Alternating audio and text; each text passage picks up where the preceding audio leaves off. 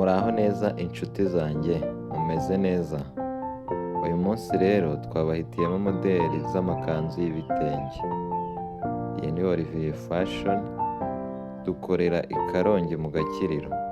Ushobora kuduhamagara cyangwa ukatwandikira kuri WhatsApp, tukagukorera modeli yose wifuza. Iyi video ikubiyemo modeli z'amakanzu y'ibitenge meza cyane. Aya makanzu ni meza nabahitiyemo uyu munsi, murebe iyi video birangire. Ushobora kuba uvuze ati se ko nduzi ari amakanzu y'ibitenge kandi njye nashakaga iribaya. Reba subira muri video zabanje, harimo modeli zose, harimo iz'amaribaya, iz'amakanzu y'amatisi, zose urazibonamo kuri Olivier Fashion. Kora subscribe ahubwo tujye tubana mu mavideo yacu yose. Buri ko modeli yasohotse channel uzajya uyibona hafi hano kandi murabizi.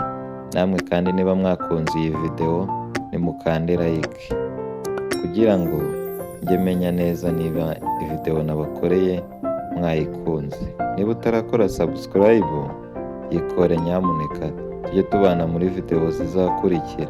None se uko uzajya ubona video zimaze umwaka zarasohotse? Iyo ukoze subscribe bigufasha kugira ngo video yacu yose isohotse ujye uyibona ku gihe kandi imeze neza cyane. Murakoze cyane.